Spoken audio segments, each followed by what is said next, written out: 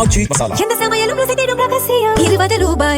தாவேக தலைவர் விஜய் ஆட்சியை தடுக்க திமுக அதிமுக சேர்ந்து போட்ட மெகா திட்டத்தை நேற்று அம்பலப்படுத்திய விசிக தலைவர் திருமாவளவன் இன்று திடீரென அந்தர்பல்ட்டி அடித்திருப்பது பெரும் பரபரப்பை ஏற்படுத்தியுள்ளது.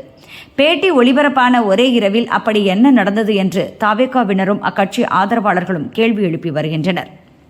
அதாவது தனியார் சேனலுக்கு பேட்டி அளித்த திருமாவளவன் அதிமுக பொதுச் செயலாளர் பழனிசாமியை முதல்வராக்கும் பிளான் ஏ மற்றும் தன்னை முதல்வராக்கும் பிளான் பி திட்டம் பற்றி விளக்கியிருந்தார்.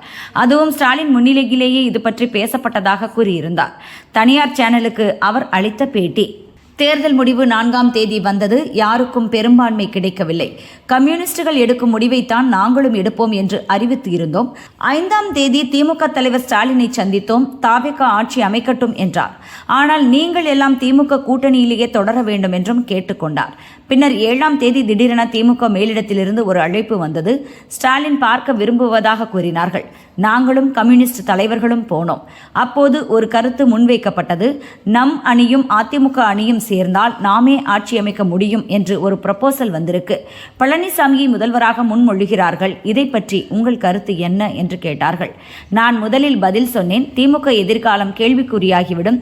திமுகவுக்கே இது சூனியமாக மாறிவிடும். இது நல்ல முயற்சி இல்லை என்று நான் சொல்லிவிட்டேன். கம்யூனிஸ்டுகளும் அதே மாதிரிதான் சொன்னார்கள். பிறகு நாங்கள் வந்துவிட்டோம்.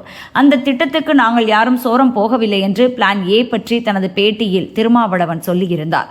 அதே பேட்டியில் பிளான் பி பற்றி விவரித்த திருமாவளவன் தாவேகாவுக்கு ஆதரவு கடிதம் கொடுத்துவிட்ட பிறகும் கூட என்னை விடவில்லை என்றார். இது பற்றி அவர் கூறியது: 8ஆம் தேதி இரவு மீண்டும் ஸ்டாலினை சந்திக்க சென்றேன். 2-3 நிமிடம் பேசினோம். கம்யூனிஸ்டுகளுடன் சேர்ந்து முடிவை சொல்வதாக கூறியிருந்தீர்கள். அவர்கள் தாவேகாவுக்கு ஆதரவு தெரிவித்து விட்டார்கள். நீங்களும் தாவேகாவுக்கு ஆதரவு கொடுத்து விடுங்கள், ஒன்றும் பிரச்சனை இல்லை என்றார். அவர் போன பிறகு அங்கிருந்தவர்கள் மத்தியில் ஒரு கருத்து வந்தது. இப்போது பிளான் மாறிவிட்டது. புதிய திட்டப்படி திருமாவளவனையே பொது வேட்பாளராக முன்னிறுத்தி முதல்வராக்கி விடலாம் என்று முன்மொழிந்து இருக்கிறார்கள் என்றனர். நீங்கள் முதல்வர், பழனிசாமி உட்பட 3 பேர் துணை முதல்வர். இதுதான் புதிய திட்டம். அதிமுகவில் இந்த பேச்சு நடக்கிறது. இந்த நிலை வந்தால் திமுக வெளியில் இருந்து ஆதரவு தரும். உங்கள் கருத்து என்ன என்று கேட்டார்கள். நான் சிரித்துக்கொண்டே, இதெல்லாம் நடக்கிற கதையா, இதற்கெல்லாம் வாய்ப்பில்லை என்று சொன்னேன். அவர்களோ சீரியஸான மூவ் நடக்கிறது என்றார்கள். ஆனால் தாவேகாவுக்கு ஆதரவு கொடுக்க போகிறோம், நாளை இது பற்றி அறிவிக்கப் போகிறோம் என்று சொல்லிவிட்டு நான் அங்கிருந்து வந்துவிட்டேன். மறுநாள் மாலை 4 மணிக்கு ஆதவ் அர்ஜுனாவை வரவழைத்து ஆதரவு கடிதத்தையும் கொடுத்து விட்டோம். ஆனால் கடைசி நேரத்திலும் ஒரு அழைப்பு வந்தது. நீங்கள் தாவேகாவுக்கு ஆதரவு கடிதம் கொடுத்தாலும் பரவாயில்லை, நீங்கள் தான் முதல்வர், நான் டிக்ளேர் பண்ண போகிறேன், தயவு செய்து பிரஸை சந்திக்காதீர்கள் என்றார். ஆனால் நானோ, மன்னிச்சிடுங்க, நான் பிரஸை சந்திக்கப் போகிறேன், இதில் எனக்கு உடன்பாடில்லை என்று கூறிவிட்டேன். அது இன்னார்தான் என்று சொல்ல முடியாது, ஆனால் அவர் ரொம்ப ரொம்ப முக்கியமான சோர்ஸ், மிகவும் நம்பிக்கைக்குரிய நபர் என்று அந்த பேட்டியில் திருமாவளவன் கூறியிருந்தார். இவர்கிட்ட 2 மணிக்கு நான் அந்த தகவலை சொல்லிவிட்டு ஆதவர்ஜனை வர சொல்லி 4 மணிக்கு அவரை அங்கேருந்து வெளியே அனுப்பிச்சிட்டு நான் எங்கள் அலுவலகத்தை நோக்கி வர்ற நேரத்தில் மறுபடியும் ஒரு ஃபோன் வருது. நீங்கள் கடிதம் கொடுத்தா கூட பரவாயில்ல, நீங்கள் தான் முதலமைச்சர், நான் டிக்ளேர் பண்ண போகிறேன், தயவுசெய்து நீங்கள் பிரஸை மீட் பண்ணாதீங்கன்னு ஒரு ஃபோன் வருது. கடைசி நேரம் வரை திமுக தன்னை விடாமல் துரத்தியதை பகிரங்கமாக போட்டு உடைத்திருந்தார். அதிலும் நீங்கள் தான் முதல்வர் என்று நான் டிக்ளேர் செய்ய போகிறேன் என்று அந்த முக்கியமானவர் கூறினாராம். டிக்ளேர் செய்யக்கூடிய அளவு முக்கியமான நபர் என்றால் நிச்சயமாக அவர் உச்ச அதிகாரம் கொண்டவராகத்தானே இருக்க முடியும். அதிகாரத்தை பிடுங்க எந்த நிலைக்கும் திமுக செல்லும் என்பது இதன் மூலம் உறுதியாகிவிட்டது என்று தாவேகாவினர் குற்றம் சாட்டி வந்தனர். இந்த நிலையில்தான் இன்றைய பேட்டியில் அதிகாரப்பூர்வமாக யாரும் தங்களை கூப்பிடவில்லை, அதெல்லாம் வெறும் கிசுகிசுப்பு தான் என்று திருமாவளவன் அந்தர்பல்ட்டி அடித்திருக்கிறார். இதுதான் இப்போது சந்தேகம் கிளப்பி இருக்கிறது என்கின்றனர் தாவேகா தரப்பினர். அது ஒரு காசிப்ஸ் தான் சொன்னேன். அது அதிகாரப்பூர்வமான தகவல் கிடையாது. யாரும் தனிப்பட்ட முறையில் அதிகாரப்பூர்வமாக இந்த தரப்பு தலைவரோ அந்த தரப்பு தலைவரோ இப்படி ஒரு முயற்சி எடுக்கிறோம், அதுக்கு நீங்கள் ஒத்துழைப்பு கொடுங்க அப்படின்னு யாரும் நம்மகிட்ட சொல்லலை. நான் மறுபடியும் சொல்கிறேன், இது காசிப்ஸ். எல்லா இடத்துலையும் பேசுறது தான். அதை ஒன்றும் ரகசியமாக 1 to 1 யாரும் பேசலை. 2 தனிநபர்களுக்கு இடையில் பேசப்பட்ட செய்தி இல்லை. எல்லாம் கும்பலாக இருக்கிற இடத்துல தான் பேசுகிறாங்க. இது மாதிரி பேசுகிறாங்களா உங்களுக்கு தெரியுமா, இப்படி சொல்லிக்கிறாங்களா உங்களுக்கு தெரியுமா அப்படிங்கிற ஒரு காசிப்ஸ் தான். அது ஒரு கிசுகிசுப்பு அல்லது ஒரு முணுமுணுப்பு, அவ்வளவுதான். அதைத்தான் நம்ம சொல்கிறோம். இது நாங்கள் மூடு மந்திரமான ஒரு செய்திகள்ல. இது 2 பேருக்கு இடையில தனியாக நாங்கள் ஒரு மூடப்பட்ட அறையில் உட்காந்து பேசுகிறோம். 10 பேர் முன்னால் தான் எல்லாரும் பேசுகிறாங்க. இப்படி பேசிட்டு இருக்காங்களா உங்களுக்கு தெரியுமான்றாங்க. அப்படி பேசுறதே தப்பு, அப்படி பேசுறது நல்லது இல்லைன்னு சொல்றோம், அவ்வளவுதான். அது நாங்க கூட்டணி கட்சி தலைவர்கள் எப்ப வேணா கூப்பிட்டாங்களா, 5ஆம் தேதி போய் சந்திச்சோம், 7ஆம் தேதி போய் சந்திச்சோம், 8ஆம் தேதி சந்திச்சோம். இன்னமும் அந்த கூட்டணியில இருக்கிறேன்னு தான் நான் சொல்லிட்டு இருக்கிறேன். இப்ப நாளைக்கு கூப்பிட்டா கூட போய் நான் சந்திப்பேன். இதுல என்ன இருக்குது? நாங்க வெறும் தாவேகா ஆட்சி அமைப்பதற்காக மட்டும்தான் எங்களுடைய ஆதரவை நாங்க நல்கி இருக்கிறோம். அங்க 2 சீட்ல ஒரு ஆட்சி அமைய முடியாமல் போயிடக்கூடாதுங்கிறதுனால, பிரசிடென்ட் ரூல் இங்க வந்துடக்கூடாதுங்கிறதுனால, மறுபடியும் ஒரு தேர்தல் வந்துவிடக்கூடாது என்பதனால எங்க கூட இருந்த கட்சிகள், காங்கிரஸ், இடதுசாரிகள், இவங்கெல்லாம் ஏற்கனவே அவங்களுக்கு ஆதரவை நல்கி இருக்கிற சூழலில் 2 இடங்களால் ஒரு ஆட்சி அமைவதை விடுதலை சிறுத்தைகள் தடுத்து விட்டது என்ற குற்றச்சாட்டு எழுந்துவிடக் கூடாது என்கிற பொறுப்புணர்வோடு நாங்கள் அந்த முடிவை எடுக்கிறோம் என்று நான் வெளிப்படையாக சொல்லிவிட்டேன். வெளியிலிருந்து ஆதரவு, அன்கண்டிஷனல் சப்போர்ட், எந்த சூழலிலும் நாங்கள் அந்த அமைச்சரவையில் இடம்பெற மாட்டோம் என்பதை ஏற்கனவே நான் சொல்லியிருக்கிறேன். எங்க கட்சி தோழர்கள், முன்னணி தோழர்கள் அமைச்சரவை இடம்பெற வேண்டும் என்று இன்னும் பேசிக் கொண்டிருக்கிறார்கள். அது வேறு. ஆனால் ஒரு கட்சியின் தலைவர் என்கிற முறையில் நான் எடுத்த முடிவை அதிகாரபூர்வமாக செய்தியாளர்கள் சந்திப்பில் அறிவித்து விட்டேன். அந்த அறிவிப்பிலேயே சொன்னேன், நாங்கள் திமுக கூட்டணியில் தான் தொடர்கிறோம், எங்களுடைய ஆதரவை மட்டும் நல்குகிறோம் அப்படின்னு சொன்னேன். அந்த வட்டாரத்துல இப்படி எல்லாம் பேச்சு இருக்கு, உங்களுக்கு தெரியுமான்னு கேட்டாங்க. அவ்வளவுதான். ஆதரவு கடிதம் வழங்கினதுக்கு அப்புறம் நீங்க செய்தியாளர் சந்திப்புக்கு வர்றப்ப கூட உங்களுக்கு அழைப்பு வந்துச்சு. அதாங்க, அது நான் யாராவது அதிகாரபூர்வமா அழைச்சான்னு சொல்றேன். யாரோ பேசுறாங்க, வெல்விஷஸ் பேசுறாங்க, மீடியேட்டர்ஸ் பேசுறாங்க. பொலிட்டிக்கலா அது நடக்கத்தானே செய்யும். அவங்களுடைய சர்வைவல் இருந்து தானே அவங்க சிந்திப்பாங்க.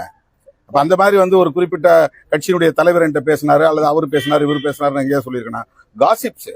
காசிப்ஸ்ங்கிறது எல்லாரும் முன்னாலே நடக்கிற ஒன்றுதான். அது மூடு மந்திரம் கிடையாது. அதிகாரபூர்வமா அணுகல, அதுதான் செய்தி. அந்த மாதிரி இதை போர்ஸ் பண்ணி இப்படி நம்ம முடிவெடுப்போம், இதுக்கு ஒத்துழைப்பு தாருங்கள், அதை நாம செய்யலாம் அப்படின்னு எந்த தரப்புல இருந்து தகவல் இல்லை. இதெல்லாம் இடையில இருக்கக்கூடிய சில தலைவர்கள், ஏன் ஒரு தலித் முதலமைச்சர் ஆகக்கூடாது அப்படின்னு சில வெல்விஷஸ். இப்ப எங்க கட்சி பொதுச் செயலாளரே ஒரு ட்வீட் போட்டாரு. அதை ஒட்டி நிறைய நண்பர்கள்ட்ட பேசினாங்க. நாம அது சரியான அணுகுமுறை இல்லை அப்படின்னு நம்ம சொல்லிட்டோம். எங்க பொதுச் செயலாளர்கிட்ட கூட இந்த மாதிரி கருத்துக்களை நீங்க பதிவிட வேண்டாம், நாம இறுதியான ஒரு முடிவை எடுக்காத நிலையில இப்படிப்பட்ட கருத்துக்களை சொல்றது ஏற்புடையது அல்லங்கிறத அவர்கிட்ட உடனடியாவே நான் சுட்டி காட்டி இருக்கிறேன். நாங்க தொடக்கத்திலிருந்தே திமுக கூட்டணியில் இருந்தாலும் தாவேகா ஆட்சி அமைப்பதற்கு ஆதரவு நல்குவது தவறில்லை என்கிற நிலைப்பாட்டை எடுத்து விட்டோம். 8ஆம் தேதி எடுத்த உடனேயே, கம்யூனிஸ்ட் எடுத்த உடனேயே நாங்கள் அறிவிக்க வேண்டும் அப்படின்னு பலரும் எதிர்பார்க்கிறாங்க. நாங்க ஒரு கட்சி நடத்துறோம், எங்க கட்சிக்குள்ள விவாதம் செய்ய வேண்டிய தேவை இருக்கிறது. அவங்களோட சேர்ந்து எடுப்போம்னா அவங்க என்ன முடிவு எடுக்கிறாங்களோ அதை பேஸ் பண்ணி நாங்க முடிவெடுப்போம்னு சொன்னோம். அவ்வளவுதான். அது ஒரு தோழமை அடிப்படையில, அவங்களோட இருக்கிற நட்பின் அடிப்படையில, உறவின் அடிப்படையில நான் உரிமை எடுத்துக்கொண்டு நானாக சொன்னது. அது கம்யூனிஸ்ட் கட்சிக்காரங்க சொல்லல. அவங்க யாரும் எங்கள்கிட்ட நாமெல்லாம் சேர்ந்து எடுப்போம்னு சொல்ல, நானா சொன்னேன், தோழர் நாங்க உங்களோட சேர்ந்து பயணிக்கிறோம், நீங்க என்ன முடிவு எடுக்க போறீங்களோ அந்த முடிவை நாங்க பேஸ் பண்ணி எங்க கட்சி தோழரோட கலந்து பேசி அதை நாங்க அறிவிப்போம்னு சொல்லியிருந்தோம். நான் 8ஆம் தேதி காலையில இதே இடத்துல நீங்க நிக்கிற இடத்துல கேட்டாங்க, நான் சொன்னேன் இன்னைக்கு மாலை 4 மணிக்கு தான் கம்யூனிஸ்ட்கள் முடிவு எடுக்க போறாங்க, அதுக்கு பிறகுதான் எங்க ஹை லெவல் கமிட்டி கூட்டம் நடக்கும். எந்த முடிவா இருந்தாலும் அரசியல் முடிவுகளை, உடனடி முடிவுகளை நாங்க அந்த உயர்நிலை குழுங்கிற அமைப்புல தான் உட்கார்ந்து நாங்க பேசுவோம். அதுலதான் முன்னணி பொறுப்பாளர்கள் இருக்கிறாங்க. அப்ப நாங்க அதை பேசி முடிச்ச பிறகு அடுத்த நாள், அதாவது 9ஆம் தேதி காலையில் தான் நாங்க அறிவிக்க போறோம்னு இதே இடத்துல நான் சொல்லியிருக்கிறேன். நீங்க வேண்டுமானாலும் ரிவைண்ட் பண்ணி பாருங்க. 9ஆம் தேதி காலையில் தான் சொல்லுன்னு சொன்னோம். இப்போ 9ஆம் தேதி காலையில ஏன் அறிவிக்கலன்னா, எங்க கட்சிக்கான தோழர்கள் அவங்களோட கலந்து பேசிய பிறகுதான் முடிவெடுக்க முடியும். அவங்களுக்கு வயிற்று வலி மருந்து வேணும், உடனடியா நான் அவங்க வயிற்று வலியை நிறுத்த முடியாது இல்ல.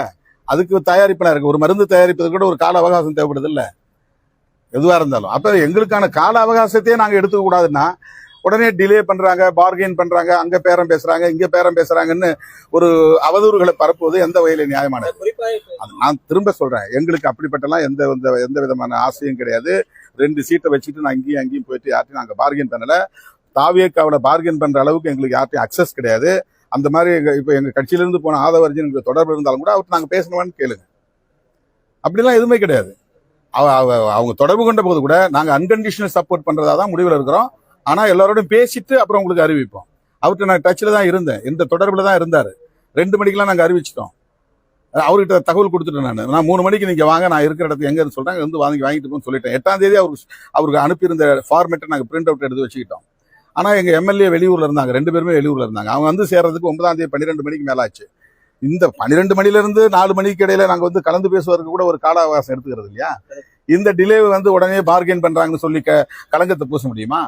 அதே மாதிரி அதிமுக தரப்பிலோ திமுக தரப்பிலோ அதிகாரப்பூர்வமா எங்கள்கிட்ட யாரும் அணுக கிடையாது. அதிகாரபூர்வமா பேசினாதான் நாங்க சொல்ல முடியும். அப்படி கிடையாது, காசிப்ஸ் தானே. இப்படி ஒரு பேச்சு போயிட்டு இருக்கு தெரியுமான்னு கேக்குறாங்க. அவ்வளவுதான். எத்தனையோ விஷயங்களை பேசினாரு கூட்டணியுடைய தலைவர். எங்கிட்ட வந்து நாங்க ஒற்றுமையா இருப்போம், நாம் சேர்ந்து செயல்படுவோம் அப்படிங்கிற கருத்தை 5ஆம் தேதி சொன்னார். அதே கருத்தை எங்களுக்கு 7ஆம் தேதி சொல்றாரு. ஏன்னா நாங்க வந்து நீண்ட காலம் அவங்களோட டிராவல் பண்ணிருக்கிறோம். கொஞ்ச நாள் இல்ல, நீண்ட காலம் 3 4 பொது தேர்தலில் சந்திச்சிருக்கிறோம். அப்படிங்கிற நிலையில அந்த உரிமையோட எங்களோட அவர் வந்து பேசுறாரு. அவ்வளவுதான். இதுல வந்து ஒரு கருத்து இப்படி வந்துச்சு, அதுவே நாங்க வந்து முதல்லயே அதை நாங்க ரிஜெக்ட் பண்ணணும் தான் சொன்னே தவிர, இது குறிப்பா அதிகாரப்பூர்வமா நாம இந்த முடிவு எடுப்போம், நீங்க ஒத்துழைப்பு கொடுங்க, நீங்க வந்து வெயிட் பண்ணுங்க அப்படிலாம் யாரும் எங்கள்கிட்ட சொல்லல. அது தவறான தகவல். காசிப்ஸ் தான் நான் சொல்றேன். இது வெளியில பரவலா பேசப்பட்ட பிறகுதான் நான் சொல்றேன். பலரும் யூகங்களா எழுதிய பிறகுதான் நான் அதை சொல்றேன். இதை வந்து முற்றிலும் மறுக்கக்கூடிய விஷயம் இல்ல, காசிப்ஸ் தான். மறுபடியும் சொல்றேன், அது வந்து கிசுகிசுப்பு தான். யாரும் எங்கள்கிட்ட நேரடியா இந்த கட்சி தலைவர் அல்லது இந்த கட்சி தலைவர் இப்படி நம்ம பேசலாமா, இது மாதிரி நம்ம திட்டமிடலாமா அப்படிலாம் யாரும் பேசல. இந்த மாதிரி இருக்கு, பேச்சு போய்கிட்டு இருக்கு, இது உங்களுக்கு தெரியுமா? ஏன் இது வந்து ஒரு டிஸ்கஷன்ல வராத அந்த கருத்து?